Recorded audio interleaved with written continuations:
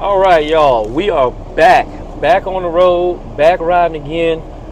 We actually are sitting in traffic right now, so we stopped out here on 85, trying to work our way around this little spot here in South Carolina. But I'm glad to be back on the road, man. I'm just so happy to be back in the truck. It just feels good to just be back on the road, man. So, man, you guys drop some comments. You guys please engage, man. Like, subscribe. Y'all let us know what's been on y'all's mind. We've been out of the truck for about 2.5, 3 weeks now, roundabout. Yeah, maybe even be a little longer. But my mom passed away, and so we had to go off the road for a little while and tend to that situation and take care of family business. So we're back on the road now. Try to put together a good week here. It's just a short stint because we'll be back off of the road at the end of the month. Here is my anniversary, and we already had that in the works as well. So glad to be back with you guys, man. Glad to have y'all back with us. Y'all drop us some comments. Y'all leave us some input so we can interact with you guys. Let us know what's on your mind. See what's happening.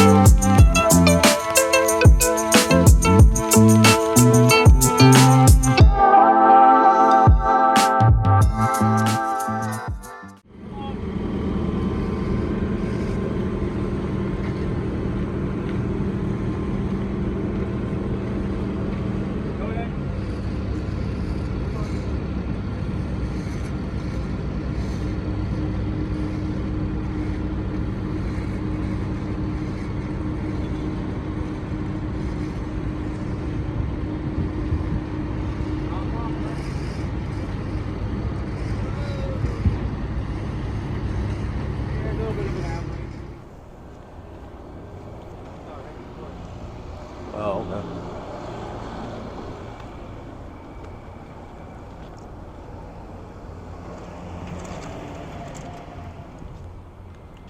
All right, man. We are in Paterson, New Jersey. Just thought we'd give you a little footage of this. We are literally kind of in the midst of a neighborhood, a community. burro, as they call them up here. Had a little delivery to drop off, which is a pipe threading machine. It was only about 250 pounds, but it is just very interesting to us, I guess, Southern boys, to see the city like this and so much business taking place in the midst of actual houses and homes and living. So this is Paterson, New Jersey.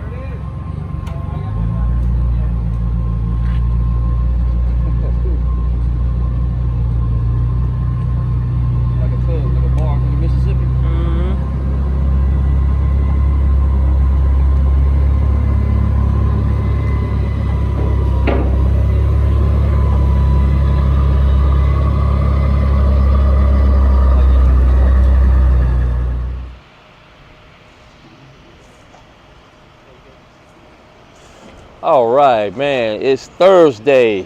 We made our delivery up here in Massachusetts. It was a piece of equipment going to this plant over here. So this plant is where it's a cardboard plant where they make cardboard boxes and corrugated cardboard, all type of cardboard products. So what we had was some new equipment going into a new building. Pretty similar to what you see behind me as far as how it was crated, how it was wrapped. That is very similar to what we had on the trailer, which you'll see, previously in the video. So apparently a lot of trucks. This truck behind me is the third truck now bringing some of this stuff in here. So we are emptied out here in Massachusetts. I think we got 25 miles to go to get to our reload spot. We have 18,000, I think, going back on here, going to Louisiana. So we'll pick this up in Massachusetts and take it to Louisiana. It's paying $3.60 a mile on the load, so that's a nice paying load for us. Last night we were able to run the generator on the back of the truck. Just got it sitting up there and, of course, chained down. We run the generator and got a little electric heater inside the truck to keep us warm, because, man, this is still Massachusetts, and last night it went down to 35 degrees. So we were able to run that. It's super quiet. Kept the truck nice and toasty warm inside. Didn't have to idle my truck and run all that soot through my DPF. So yeah, man, that's just a little update for us. We got 25 miles to go for our reload spot. We'll go get that on the trailer and start making our way back to Georgia, at least. Hey, y'all guys know how I usually say, sometimes you're the grass, sometimes you're the lawnmower. Yesterday, we were surely the grass yesterday, and we got mowed low. We got scalped yesterday. We started the day in Newark, New Jersey, at a laydown yard for incoming freight from the overseas ships. We picked up what we were actually the machines for cardboard box manufacturing. We got that loaded. We were leaving Newark, made one wrong turn, ended up in New York City. First Manhattan, not good with a truck and trailer. And even worse, the Bronx with this truck and trailer. After the Bronx, Yonkers. The soccer moms looking at me like, what are you doing here with that truck?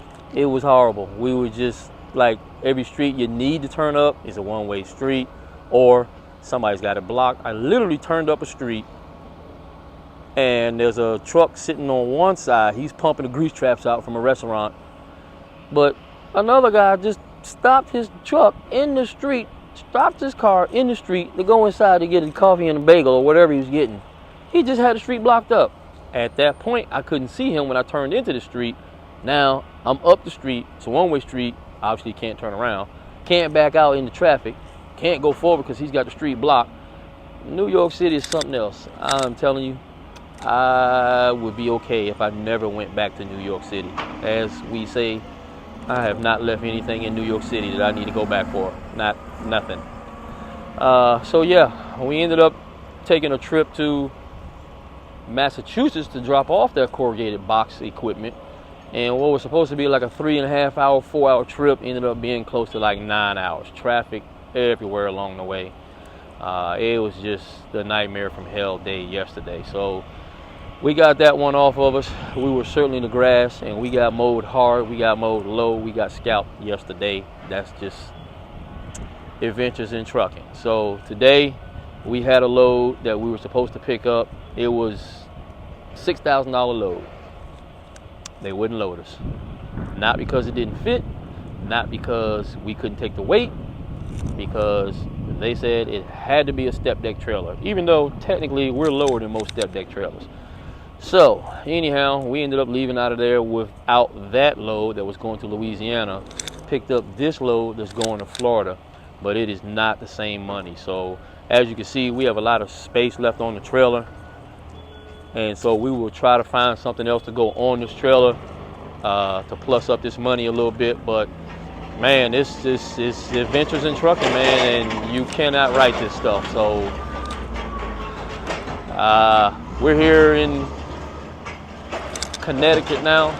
We will go ahead and make our way out of here. It's 2:45, so hopefully we get out of here before their traffic gets bad. We can get on the interstate and start rolling. We got plenty of fuel to run for the next whatever 6 or 8 hours or whatever, and somewhere on down the road we'll stop and get fuel. But man, this is a day in the life, man. We keep it real with y'all. We let you know the good, the bad, the ups and downs. And I don't know, I just had a bad feeling about that load this morning. I just didn't even allow myself to get worked up over it. I'm not gonna lie, I would have loved to have had that load on the trailer.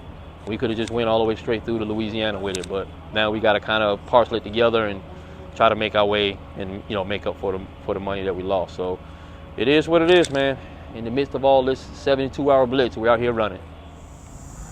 Okay, so it's Friday morning. We're about 30 miles before we hit the North Carolina border on 95.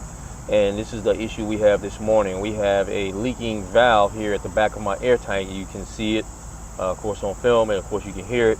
It's like a pressure relief valve, and there's a little, kind of like a little Schrader valve or a detent valve that is not holding pressure. I've had a problem with this before, and I'll basically just end up taking it off. I think it's got dirt and rust in it, and it's allowing the little, or not allowing the little rubber diaphragm to seal and basically cap off the tank. So I'm gonna take it loose, clean it out, maybe spray it down with some WD-40 and see if that fixed my problem. That has worked for me before. I just need to replace the whole thing, but we'll check back in with you when we get it off the truck.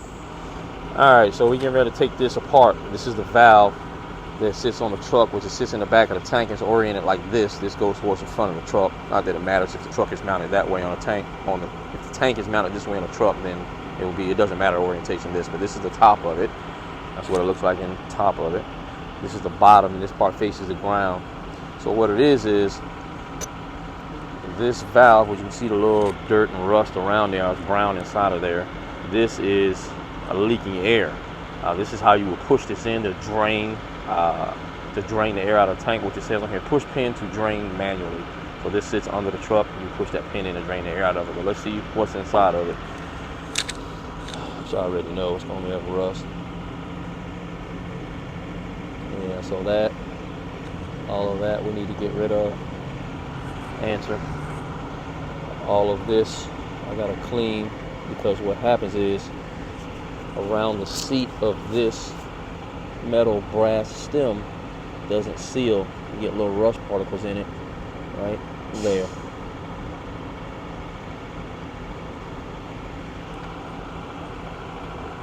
So this is the rust that's inside of these steel tanks, which is the problem with these steel tanks.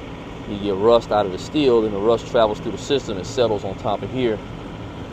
And so you get a little rust on top of this little rubber bevel. This is a bevel seat that fits. Now that's clean. That's how that should look. So I get all of these chips and all this debris off of here. But this, as it will go back together, sits, because this whole diaphragm is rubber. This base right here is got a little bevel to it. It sits in here like this, and you'll see when I clean this out where that little seat rides in here.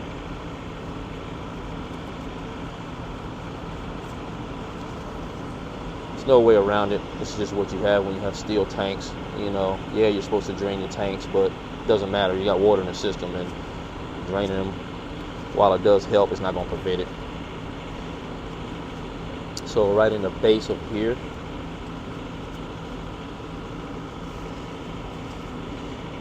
right there, is where this rubber seat fits in there, like that, and that's what is exposed to the outside. And then from the outside, you push this up to drain it. So when you push it up, I can't get enough on it, but when you push it up, it raises that rubber bevel off of the seat to drain the air, which in turn is to drain the air out of the tank. So I'll clean this up the best I can. Honestly, probably I'm expecting this to seal back up. But yeah, you clean all this extra heavy debris out of here, and this will allow this to seal.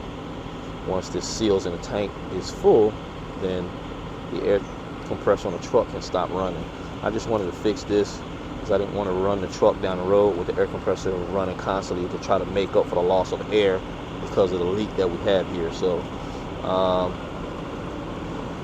yeah, I'll clean this out. Give me a little screwdriver and clean the excess out of there. I would like to blow it with an air gun, except because I can't hold air in my tank, I'm not able to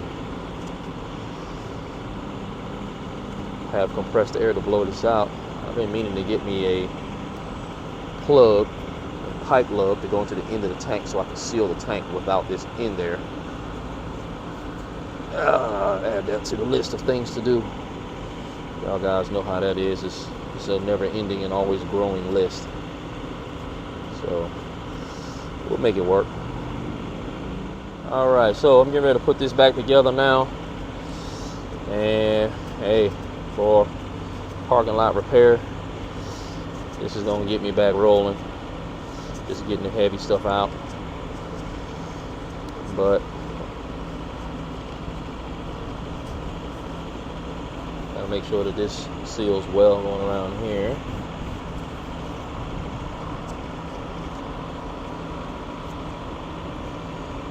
Alright, but look at inside of this other half of this. Of course it's not perfect, but considering what it did look like, it's all brown and rust in here.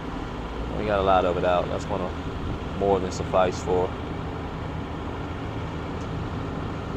parking lot repair here. This should get me back going with no leaks. Let me get these brown spots off of here.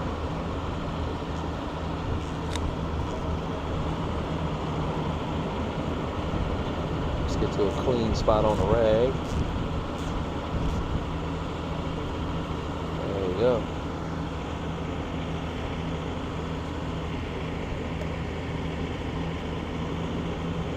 This diaphragm, or this little pressure disc diaphragm, moves up and down like that when it gets pressure on it. So the air pressure builds and it pushes down like that, and that's what causes it to apply pressure to this diaphragm. So this goes like this. This goes like this.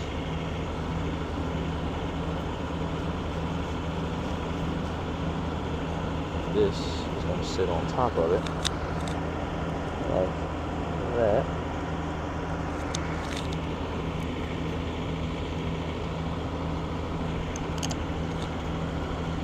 And these 4 bolts go back in here.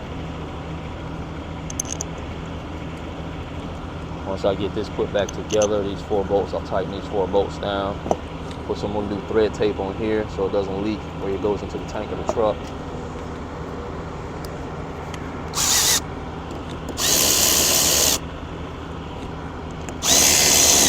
Just kind of snug them down real loosely there.